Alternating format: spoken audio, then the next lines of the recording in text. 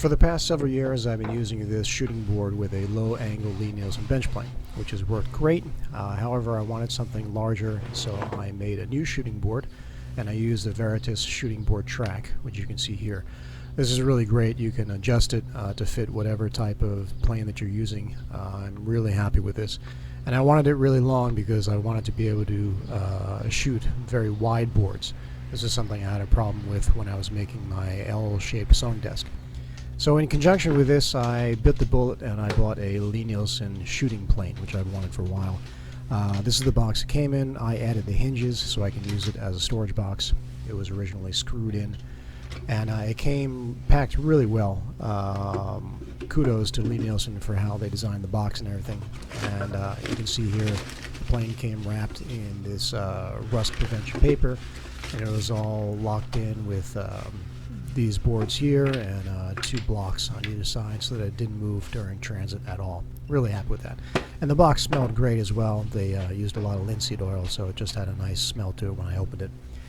And here is the plane. Let me spin it around for you here. This is a beautiful plane. It's based on the Stanley 52 that was made in 1909. They redesigned the body casting to utilize a standard 2 3/8 bench plane, blade, and frog with bedrock adjustment. Weighs just over 9 pounds. It's 15 inches long and 3 9/16 inches wide, and a shoulder height of 2 1/8 inches. Lie-Nielsen also designed the plane so that it can be used with the Stanley 52 shoot board if you happen to have one of those. If you do, I'm very jealous because I've always wanted one.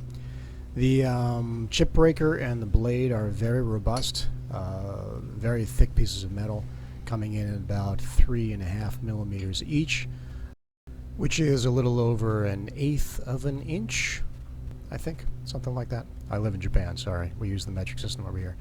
And if you look at the chip breaker, it's very well designed. I love the screw, and at the top it has a little lip on it that you can see just to get the blade and the chip breaker as close as possible together when you put tension on that screw. The blade also is 3.5 millimeters wide, making it very robust and eliminating any chatter that you might get when planing. All the surfaces are as true as can be, and the chip breaker and the blade go together just perfectly. And when you tighten them down, you get this one big hunk of heavy metal that just feels great. All the sides are even, and it's fantastic craftsmanship. I'm very happy with it. And when you put it in the plane, again, it fits as snugly as could be. No wiggle room, no play in the blade at all.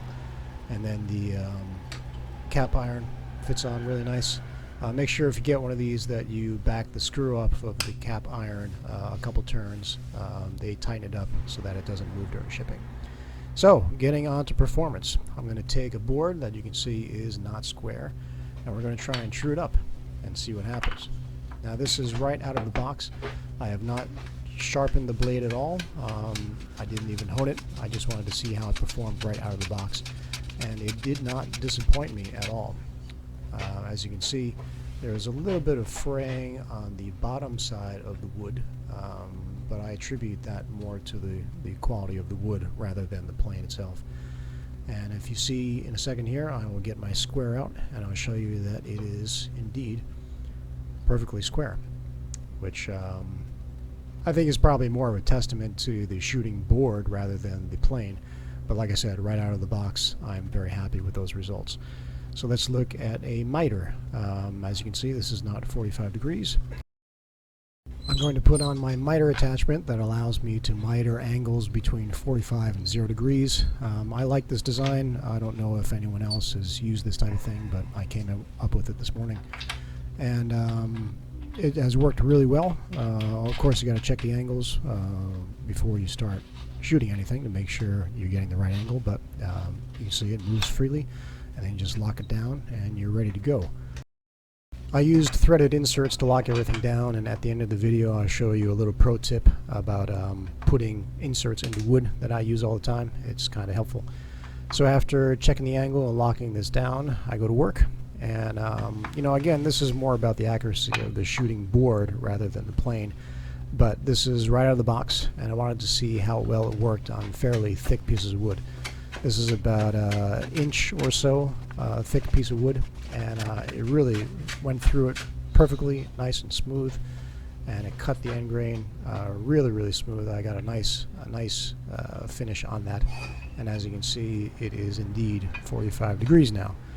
I wanted a plane that could shoot really thick boards as well, and I think the weight of this Lie-Nielsen combined with the skewed angle of the blade is really going to excel at doing that. So I look forward to using it on really wide boards in the future when I make another piece of furniture. So bottom line, I really love this plane. If you have the resources, I highly recommend getting one. I should have gotten a dedicated shooting plane many years ago because it makes your life a lot easier. So here's my little tip for putting inserts in. I take a small bolt and then I put a wing nut on it, and then I tighten the wing nut down snug over the top of the insert. This keeps it from moving.